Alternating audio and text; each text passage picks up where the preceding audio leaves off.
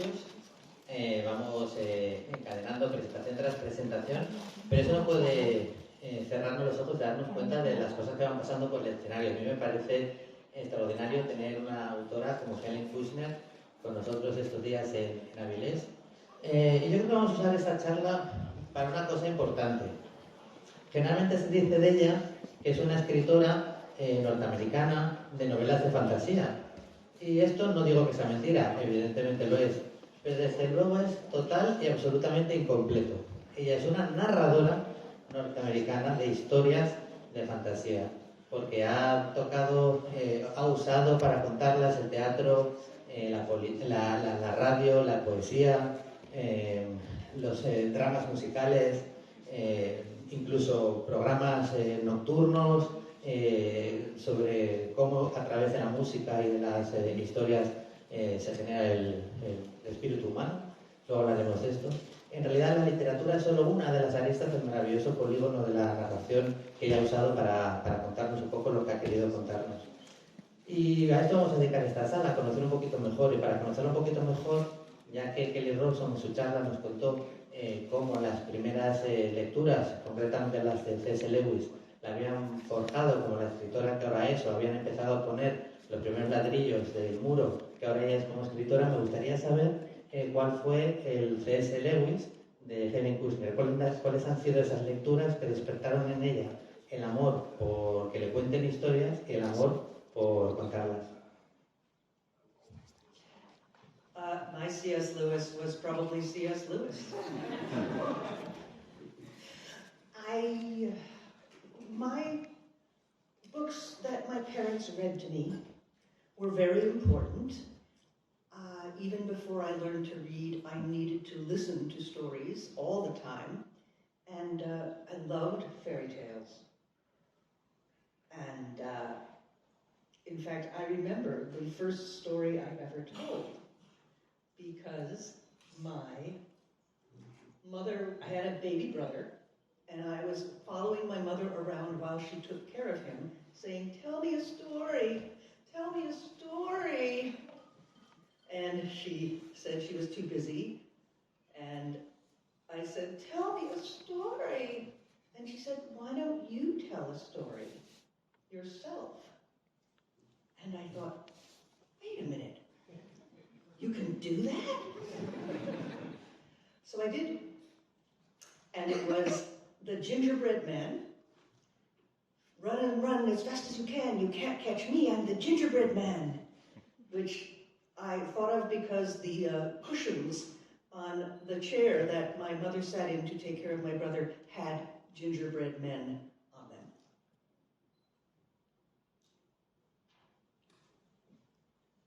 La verdad es que yo he sido lectora antes incluso de aprender a leer. Para mí las historias siempre han sido muy importantes. Los cuentos que me contaban mis padres a la hora de dormir, cuando me iba a la cama, y me encantaban sobre todo las historias de los cuentos de hadas. Siempre me han llamado muchísimo la atención.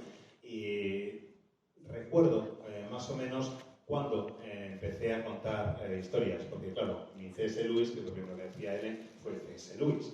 Recuerdo más o menos cuando empecé a contar mis primeras historias, y es que tengo un hermano pequeño y mi madre tenía que encargarse de mi hermanito y lo llevaba a cuestas, y yo estaba empeñada en que me contara una historia. Y decía, cuéntame una historia, que no puedo, estoy ocupada, cuéntame una historia, quiero un cuento, cuéntame un cuento, quiero un cuento. Y al final, mi madre, que me decía, estoy muy ocupada, me dijo, oye, ¿y por qué no te cuentas tú el cuento a ti misma? Y dije, espera, ¿eso se puede hacer?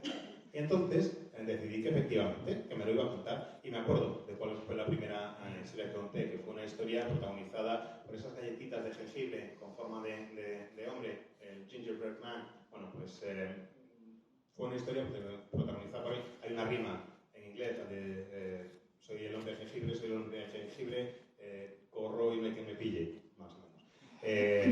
Y se me ocurrió esa historia porque los cojines en los que mi madre se sentaba para cuidar a mi hermano tenían precisamente bordado esa silueta de hombre de jengibre. Y bueno, te debía gustar mucho contar historias y dijiste, ¿para qué voy a empezar contando una historia lineal? Y lo primero que publicaste, si no me equivoco, fueron varios libros, juegos estos de Life literatura aquí en España, algunos los hemos podido ver en un orden publicado muy distinto a como tú los escribiste. Creo que el primero que salió en España era el del Misterio de la Habitación Secreta. En realidad, el primero que tú escribiste fue, en España se tituló El desafío de Robin Hood, creo que era Outlaws of Sherwood Forest, creo que fue el primero. Me gustaría saber esa sensación, después de contar historias de viva voz y contarte tus propias historias, etcétera, de escribirlo y luego tenerlo por fin en la mano, ¿no? Y empezar a ver la reacción de la gente. Cuéntanos un poquito cómo fue este proceso.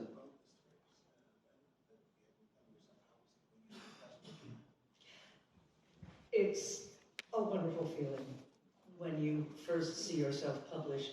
You have skipped over a long period in my life when I was writing many things, not finishing them, writing more things, not finishing those, and to move from that childhood, teenage passion for just writing into an adult responsibility to write, to genuinely communicate, being trusted by editors to be able to communicate writing that will be enjoyed by others is an enormous thrill, as is getting translated into Spanish. Those books were not my passion, they were a way to make money while I was writing my first novel, Swords Point.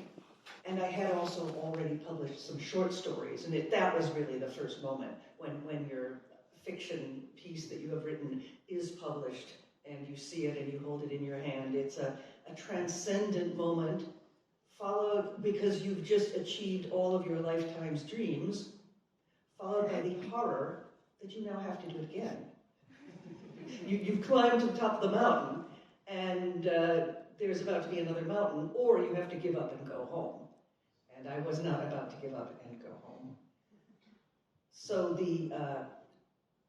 and I didn't even know that the Choose Your Own Adventure books were published in Spain until actually my friend Lawrence Schimmel, who now lives here and is a translator, he was a kid then, he was in college, and he told me, look, these books are in Spanish, and I nearly lost my mind.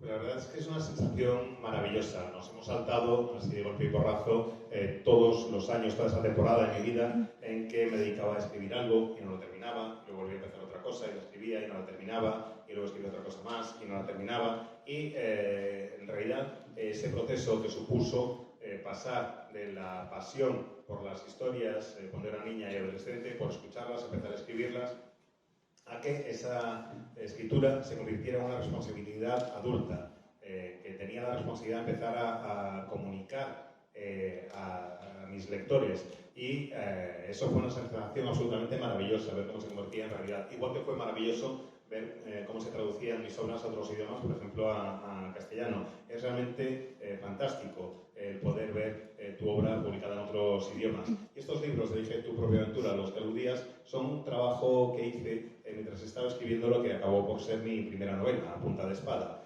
Era un trabajo que me permitía ganarme la vida, un trabajo de encargo, y era lo primero, aparte de unos relatos que ya habían salido y demás, que realmente fueron lo primero mío que se vio publicado, pues sí fueron lo primero como profesional. Y tengo que reconocer que fue un momento trascendente, porque era el momento en el que cumplía el sueño de mi vida, que era convertirme en escritora. Y también fue un momento aterrador, porque dije, vale, ya lo he logrado, ahora tengo que volver a hacerlo. Es como si hubiera estado pues haciendo alpinismo, hubiera llegado a la cumbre, hubiera coronado una montaña, y una vez estás en la cumbre dices, vale, pues ahora o me pongo a subir otra montaña o me vuelvo a casa. Y como yo no me quería volver a casa, empecé con la siguiente montaña. Por cierto, que con respecto a los libros de Elige tu propia aventura que mencionabas, yo no tenía ni idea de que se habían publicado en España, hasta que un amigo mío, Lawrence Schimmel, me lo dijo, los había traducido y me dijo, oye, que esto está publicado en España. Y dije, estás de coña, que no puede ser, que sí, que está publicado, mira. Y cuando me los enseñó, vamos, flipé en colores.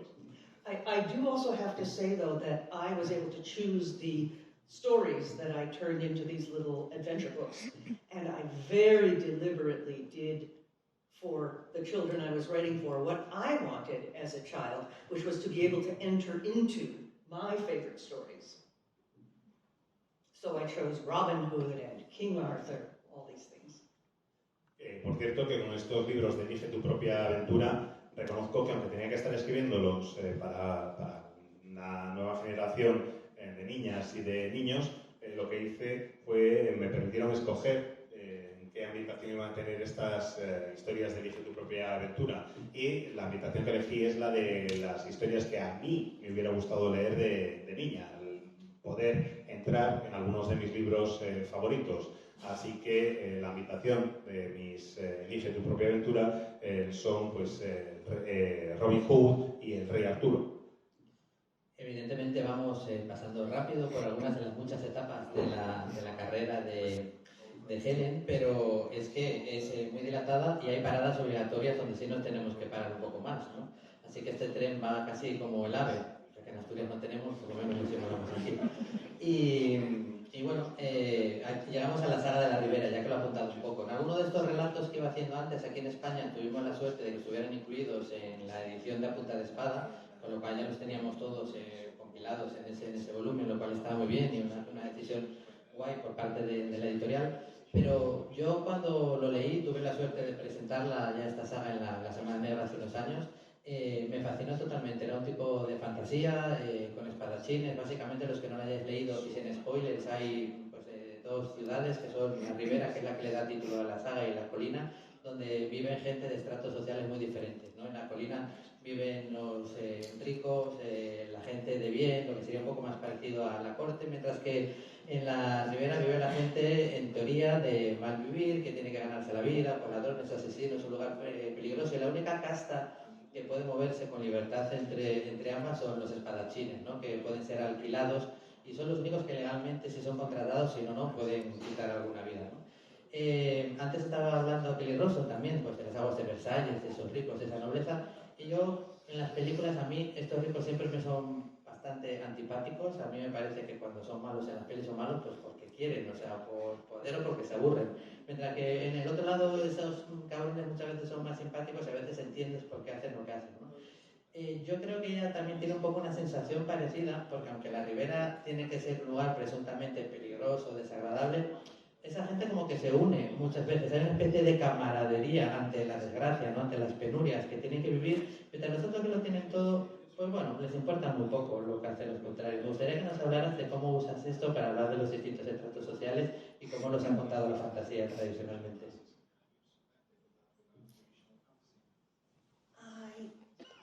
Again, I do think it goes back to books, that the books that I loved when I was growing up, and also musical theater.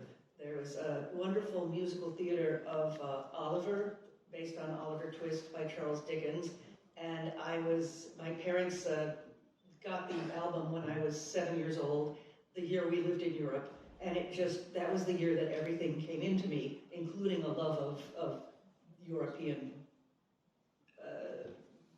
buildings and streets and everything that also shows up in my books.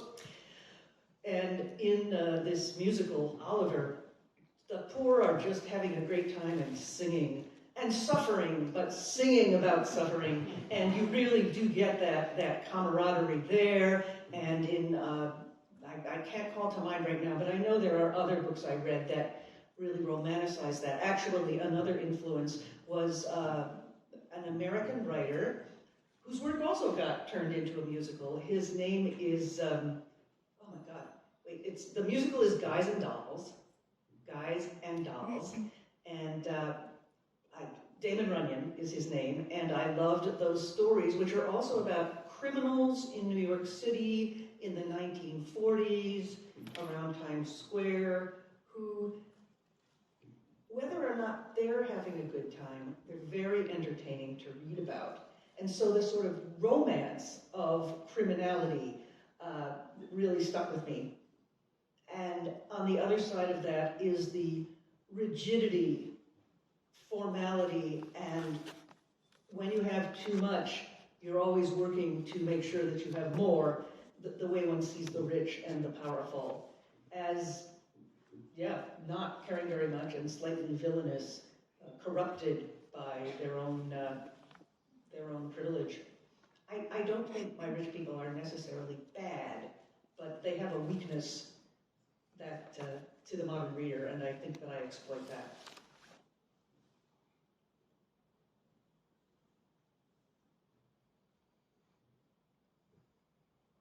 Pues hay muchos libros que me han marcado y que han tenido una influencia a la hora de entender el género y de ver qué es lo que yo podía hacer. Me han marcado mucho, sobre todo los libros que leía en mi infancia y también en teatro musical. La obra de Oliver, que está basada en el musical de Oliver, que está basado en la obra de Charles Dickens, Oliver Twist, pues es un disco que compraron mis padres y que escuchábamos cuando yo tenía 7 años, que fue el año que pasamos en Europa, es el año que yo viví en Europa, cuando tenía 7 y escuchaba ese disco constantemente. De ahí surge en parte el amor por esos libros, de ahí surge en parte el amor por los musicales y el amor que siento, el cariño que siento por las calles y por los edificios europeos. Y ese interés por las clases sociales está reflejado precisamente, pues eso, sobre todo por Oliver, sobre todo por el cariño que tenía a ese libro y al musical, porque en el musical los ves que sí, que las pasan canutas, que son muy pobres, que están fatal, pero lo hacen cantando, cantan todo el rato y sufren, pero cantan cuando sufren, y a mí eso me marcó muchísimo, me llamó mucho la atención y me gustó realmente sobremanera, y me influyó, supongo, en mi forma de entender la fantasía, la forma de contar las historias. También hay otro musical que es Guys and Dolls, que está basado en la obra de Damon Runyon, que es una obra protagonizada por gángsters, por delincuentes, en el Nueva York de los años 40. Es en torno a la zona de Times Square. Les pasan cosas que no son siempre muy positivas a los protagonistas, pero sí resultan desde luego muy interesantes. Y es una obra en la que se le da un carácter romántico al delincuente. Se le da un carácter de figura romántica al delincuente y eso se quedó conmigo, creo. Me parece que es un elemento que se quedó conmigo desde esos momentos que se me quedó marcado. Me gusta tratar de enfrentar ese carácter de los criminales, ese carácter un tanto romántico, con la rigidez y la formalidad de los demás, de los que tienen dinero, los que tienen que trabajar. Puede ser un delincuente, pero tiene un carácter un tanto romántico. Muchas veces el rico solo se preocupa por lo que tiene. La persona que es rica es una persona que está corrompida por sus propios privilegios. Y no quiere decir necesariamente que sean malos los ricos, ni mucho menos, ni que sean villanos, pero sí creo que lo que hago en mi obra es explotar esa debilidad, ese carácter de estar corrompidos hasta cierto punto, y que es algo que el lector moderno entiende y, como digo, lo exploto. And of course, another one is Robin Hood. We return to Robin Hood. It also occurs to me that the rich, or the nobility in the case of my book, are born into the nobility. They have not had to do anything other than appear. Whereas to be in the glamorous criminal class, you have to earn your way into it in some way or other. Y otra influencia, claro, como no, Robin Hood. Acabamos siempre en Robin Hood. Me doy cuenta de que pues, para ser noble les bastaba con nacer nobles. Un noble lo es simplemente por el hecho de que sale, aparece, hola, ya está, es noble. Mientras que si quieres formar parte del AMPA glamurosa y ser un delincuente, tienes que ganártelo. Tienes que esforzarte para poder formar parte de ese grupo. Sí, bueno, es curioso, ¿no? Está la frase de honor entre ladrones, pero no existe la frase de honor entre aristócratas, ¿no? Entonces, pues como que esto queda también claro en tu novela. El protagonista, Richard de Pierre, que es el mejor espadachín del reino, no se mete en un lío, no se vuelve en el centro de una trama pues porque acepte un caso y mate a alguien en duelo, sino precisamente pues porque no lo acepta. Y aquí es donde yo creo que nos cuentas muy bien que muchas veces el hecho del duelo, el hecho de la muerte, bueno, tiene la importancia evidentemente que tiene, pero que detrás hay un montón de intrigas palaciegas, un montón de intereses que son los que de verdad son culpables de ese suceso, ¿no? Y yo tengo claramente, al contrario que en otras novelas fantásticas, yo tengo la sensación de que a ti te interesaba mucho más mostrar todo el capítulo de intriga palaciega que lo que es el duelo en sí, que realmente muchas veces pasa hasta un poquito por encima, ¿no?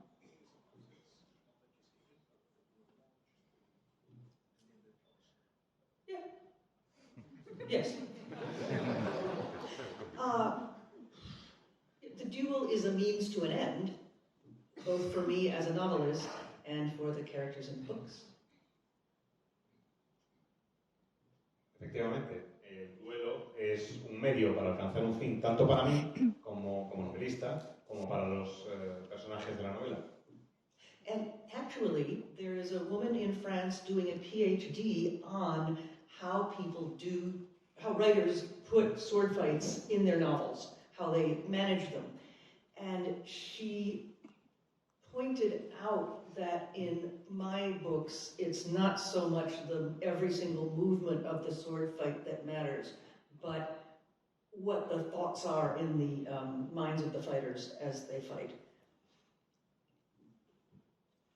Y de hecho hay una doctoranda en Francia que está escribiendo una tesis en la que analiza cómo reflejan en sus obras algunos novelistas pues la esgrima, los duelos a espada. Y en el caso de mi obra señaló que en mis libros las descripciones no se centran tanto en los pasos y en los movimientos, sino más bien en saber cuál es la idea, qué es lo que tiene en mente cada uno de los espadachines mientras están en el duelo.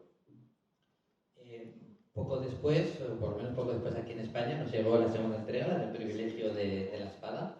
Y para los que se preocupen a la hora de leer sagas, qué pasaría, qué no pasaría, se puede leer de forma totalmente independiente. Hoy en día que en el mercado muchas veces se encuentra la segunda parte de una novela, ya está descatalogada la primera, se puede leer perfectamente. Evidentemente, si habéis leído A Punta de Espada, pues es un extra, porque hay personajes que salen muchos años después, y sirve, pero si no tiene sentido completo, y eso me parece que fue una decisión muy, muy inteligente.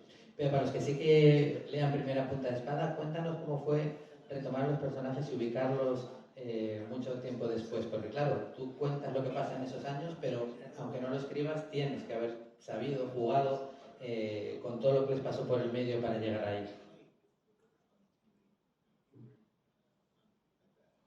Writing is work, and I can't write my books as quickly as they would happen, but the invention of the events and the thinking about the characters is always in my mind and is the fun part.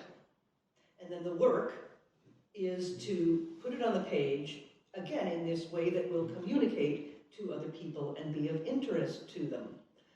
I chose not each thing that I write that concerns this city and these characters and their families, and I have at this point written a lot of it, more short stories as well as novels. My challenge to myself, all of my, this must be very hard to translate because I keep doing these elliptical sentences. Sorry. Okay.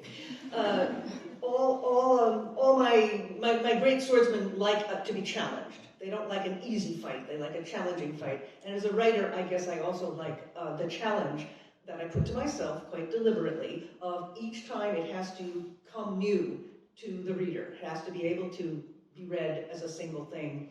And also that I have to take a new approach to telling the stories so that I am often giving the same material, but from a different point of view or in a different style. That said, of course I could just walk away from the whole thing and not write about it anymore, but I love to keep coming back. And as I myself have aged, I like to see what happens not only to the characters as they age and change, but also to the city itself, which is a character in a way in the books, and see how the city changes, just as the cities that I live in or that I visit change.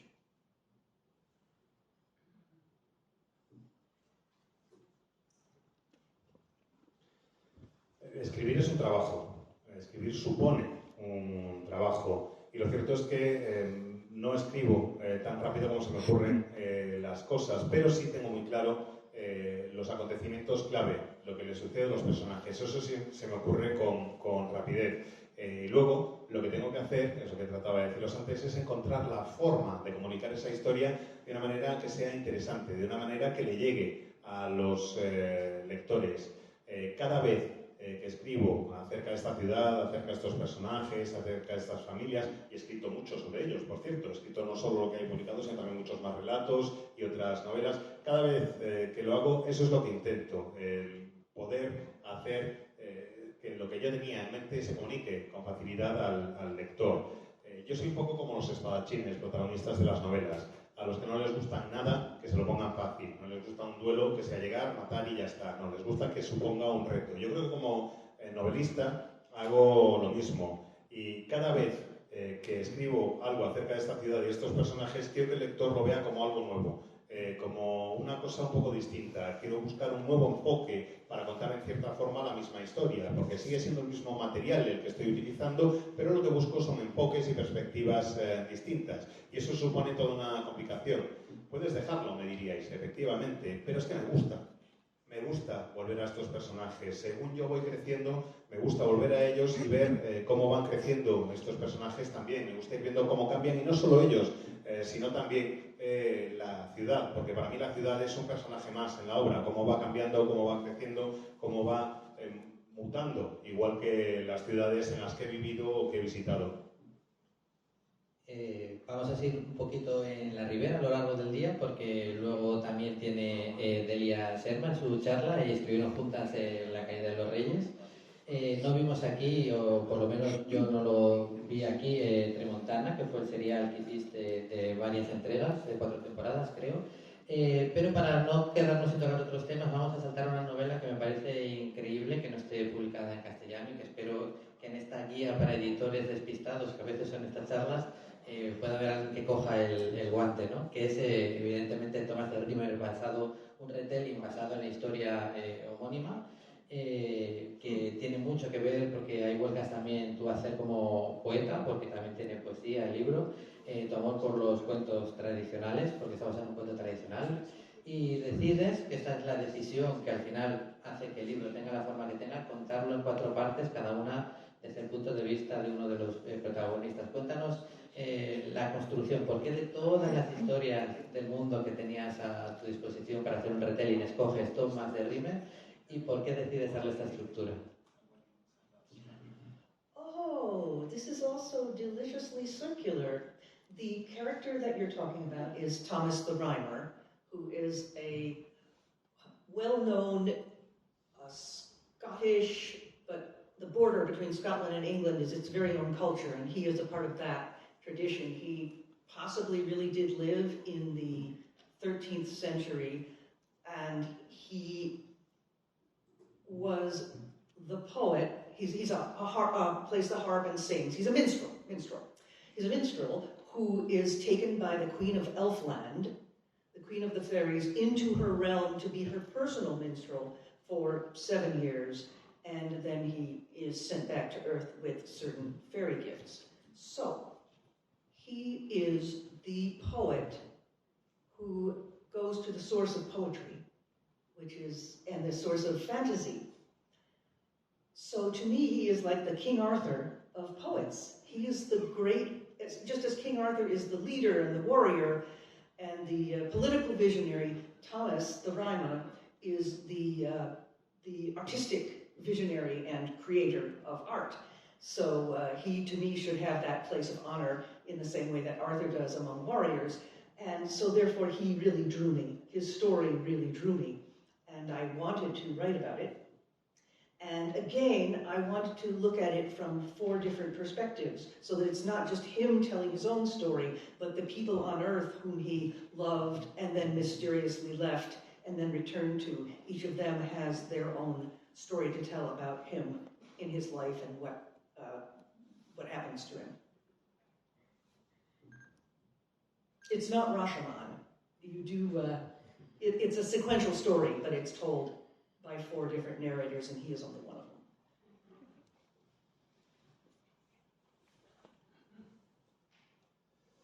Thomas de Rhymer, efectivamente, el personaje al que aludías, pues vivía en la frontera entre Escocia e Inglaterra. La idiosincrasia de esa zona es muy fuerte y es un personaje que tiene unas características muy propias de ese momento. Seguramente viviera en el siglo XIII y se trata de un trovador, de un poeta, esos que tocan el arpa y van por ahí recorriendo el mundo cantando sus canciones, al que la reina de las hadas traslada a Faeria, la tierra de las hadas. Y básicamente es un poeta que se encuentra de repente que está viviendo en la fuente de toda la poesía y de toda la fantasía del mundo. Y que está en una situación absolutamente fantástica, y es como el rey Arturo de los poetas, básicamente. Arturo es el epítome de los líderes, de los guerreros, de los personajes con visión política. Para mí Thomas es el epítome del artista, del que tiene acceso a la visión artística. Es el creador de arte, y creo que debería ocupar un lugar equiparable al de Arturo como líder guerrero, pues Thomas como líder de los poetas. Y es algo que me atrae muchísimo. La historia de Thomas me atrae mucho, y quise escribirla y quise contarla desde 4 perspectivas distintas, por lo que os decía antes, de tratar de buscar cosas nuevas y maneras distintas de contar lo que sucede. Así que él no es el único narrador, no lo cuento únicamente desde su perspectiva, sino desde la perspectiva de personas que estaban en contacto con él, personas a las que él conocía antes de partir hacia el reino de las hadas y con las que vuelve a estar en contacto después de volver del reino de las hadas. Y cada uno de ellos, cada uno de estos personajes, cuenta una parte de la historia. Thomas tiene un peso en la vida de cada uno de ellos. No, la estructura no es algo tipo Rashomon, es una historia lineal. Lo que ocurre es que hay 4 narradores distintos, simplemente 4 voces distintas que cuentan una historia de manera lineal. Hace años, en una entrevista, yendo al mundo del cómic, los guionistas británicos que cambiaron bastante la forma de hacer cómic en los 90, al preguntarles decían que los autores que estaban haciendo cómic americano en ese momento eran fans del cómic americano y les interesaba el cómic americano, pero que ellos estaban haciendo cómic americano pero tenían intereses muy distintos. Les interesaba la música, les interesaban las drogas, les interesaban tener líos con chicos y con chicas, etcétera, etcétera, ¿no? Y que al tener influencias tan diferentes, pues ofrecían un producto muy distinto. Yo siempre he creído que las muchas influencias, los muchos intereses que tiene Ellen son los que nos dan estas pinceladas, este cromatismo tan diferente que tiene respecto a otros autores. Y dentro de ello hay cosas que creo que son más claras y otras que menos. Entre las más claras estaría el teatro. O sea, muchas veces los diálogos de tus personajes podrían ser perfectamente sacados de obras de teatro. Yo creo que algo que tiene mucha importancia, no solo porque te gusta, sino también porque lo hiciste teatro también. Cuéntanos un poquito el rastro que tú percibes de tu amor por el teatro en tu trabajo literario. Yes, I am faithful to my great loves that I've had since I was a kid. And I think I'm always trying to find a way to them. And it's all completely united in me, and I just try to write whatever will... this is not going very well, is it? I don't know what I'm really trying to say. It's not that I have a huge amount of theater experience. I don't, really. But I love theater. I've read a lot of theater. I see a lot of theater, and I care about it. And it's almost a backwards thing that basically I like to write dialogue. It's easy for me. It's fun for me. Therefore, I am a person who also enjoys reading plays which are nothing but dialogue. So it's a gift that I have more than a developed skill, and you tend to follow the things that appeal to you naturally. Even in the novels, I write about theater. I put it in there, and in some ways it may be the road I didn't choose, either to be an actor or to write for the theater, but I'm not dead yet, and I might still do it.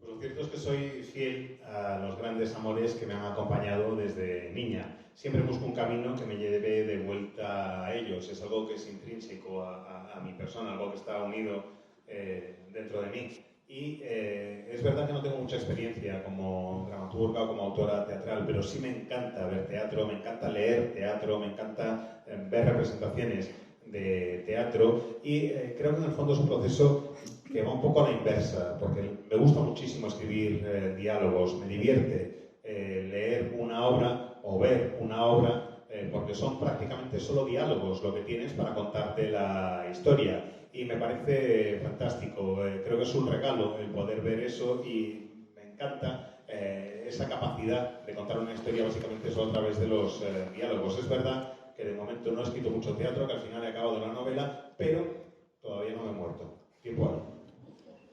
No sé si ya de pequeña, pero desde luego ya de mayor, otro de tus grandes amores a los que le has sido fiel es la radio y el audio, ¿no?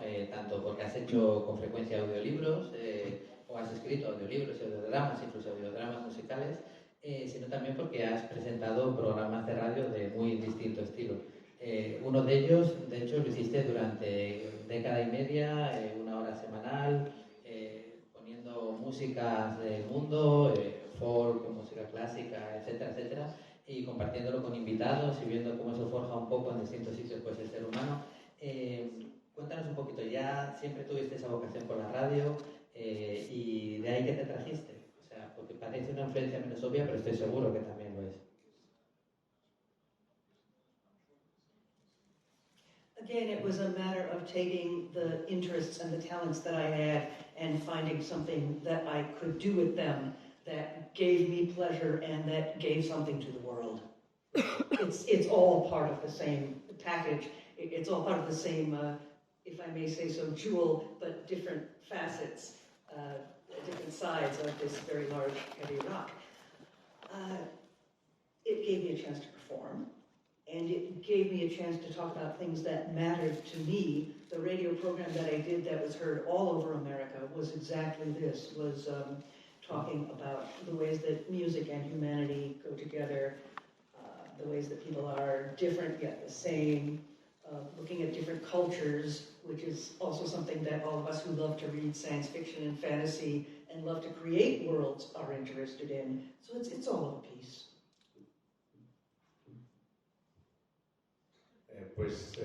De nuevo, es algo que me interesa mucho. Cada vez que descubro que tengo un poco de talento con algo de trabajo muy duro para llegar a ello, es algo que me gusta muchísimo. Y el programa al que aludes me suponía un placer enorme porque podía entrar en contacto con personas de talento de todo el mundo, podía aportarlos y traerlos a mi programa. Creo que forma parte de esa faceta dual, de esta especie de roca pesada con muchas facetas que soy como persona. Me gusta mucho la historia o contar, me gusta mucho utilizar programas de la manera en que lo estabas describiendo, usarlos para recorrer todo el país y hablar de la humanidad y de la música y cómo se unen y cómo nos unen a los seres humanos y por distintos que seamos. Todos somos diferentes, pero hay elementos que nos unen. Las distintas culturas sienten ese amor por la música, igual que creo que sentimos también ese amor que comparto, por supuesto, por la ciencia ficción y la fantasía. You ask hard questions. Vamos a ver si os las hacen un poco más fáciles, ya que lo mencionas. Aún quedaría tiempo para un par de preguntas, para aprovechar la presencia de Helen con nosotros. ¿Alguien tiene alguna? Pensad que la opción siguiente es que la siga haciendo yo, o sea que vosotros mismos. Bueno, pues veo que de momento no han arrancado. Luego cuando empiezan se acaba la charla y quedan manos levantadas. Esto, en cualquier momento del poco que queda, si levantáis os paso el turno. Allá, sí. Lo primero, agradecerte la charla, viendo que has tocado tantos palos, si te atreverías con algo relacionado con videojuegos o algo así, por avanzar algo más.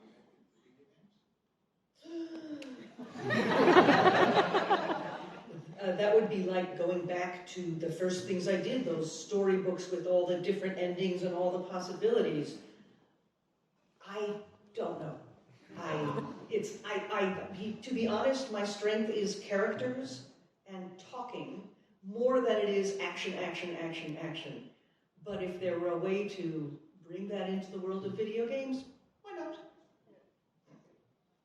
Pues sería un poco como volver a los inicios de mi carrera, aquellos libros de Dirige tu primera aventura, tu propia aventura, que escribí al principio de mi carrera. Sería volver a introducir un montón de posibilidades distintas en la historia. Pero no lo sé, yo creo que mi punto fuerte son los personajes, la creación de personajes y los diálogos, la forma en que hablan, más que lo de acción, acción, acción, acción. Entonces, no lo sé. Si hubiera alguna forma de incorporar mis puntos fuertes y trabajar sobre ellos, igual me lo plantearía.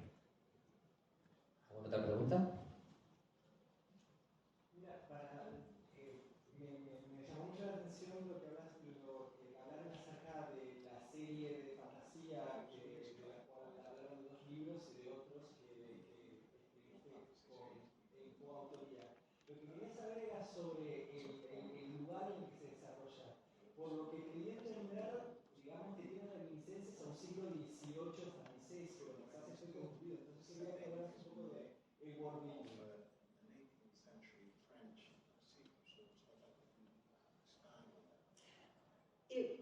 It's very interesting. The city that I have created is actually a combination of several different cities and several different time periods.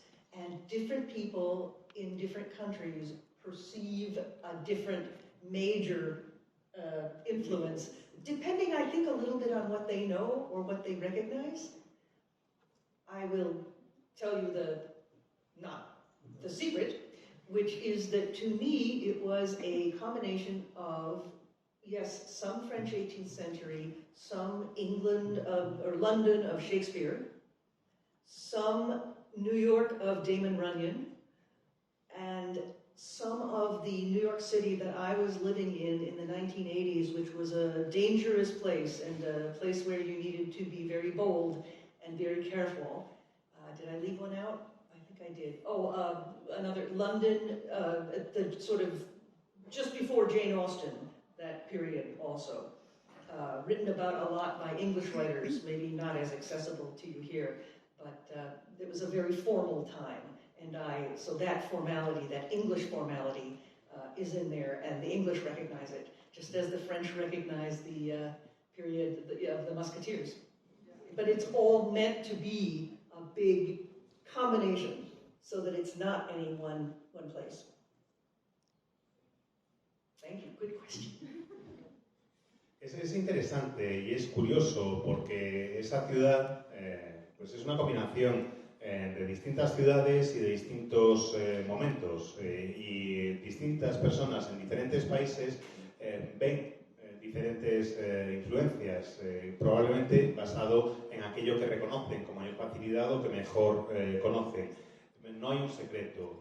Para mí, la ciudad es una combinación, efectivamente, de las ciudades francesas del siglo XVIII, pero también del Londres shakespeariano o de Nueva York de la época de Runyon o de Nueva York de los años 80, que es la ciudad en la que yo vivía y que era una ciudad bastante peligrosa, en la que tenías que ser muy atrevida, pero también muy cuidadosa al mismo tiempo. Y es una ciudad también como el Londres de antes de la época de Jane Austen, algo de lo que han escrito muchísimo en el Reino Unido, no sé si tenéis mucho acceso a ese material aquí, pero es una época en la que predominaba la formalidad, y ese carácter formal y esa formalidad es algo que reconocen bastante los lectores británicos, igual que los franceses reconocen los toques de los mosqueteros, pero es todo una combinación, es todo unido en una unidad y no es un solo elemento, sino que todo forma un conjunto con distintos elementos. La última pregunta. Yo quería preguntarte las diferencias entre escribir un relato de los de Dirige tu aventura con distintos finales a escribir una novela. El proceso de escribirlos, ¿cómo se diferencia? El proceso de escribirlos, ¿en qué se diferencia? Writing a choose-your-own-adventure book was much more like writing a game. And I am by nature not even a short story writer, but a novelist. I like to go very long and have lots of different elements in my story. And in some ways, writing very short pages with ending was torture. Because each one of them could have turned into an entire story. But I had my assignment, and I did it. But I tried to put in some of the pleasure of the novel into these little sort of game books for children.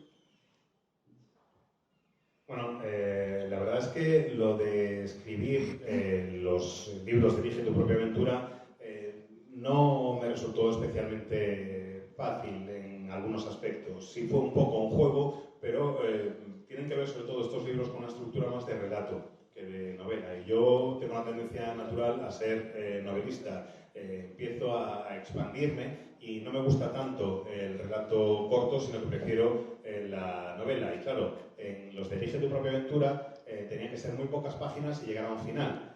Y aquello era una tortura. Porque cada vez que tenía una idea que decía esto puede crecer, puede desarrollarse, tenía que llegar y cortarla y llegar al final. Pero eso es lo que me habían encargado y eso es lo que hice. Desde luego intenté, eso sí, incorporar en estos libros el espíritu lúdico de las novelas y me llevé de ellos el carácter de juego, aparte de la obra larga que he escrito.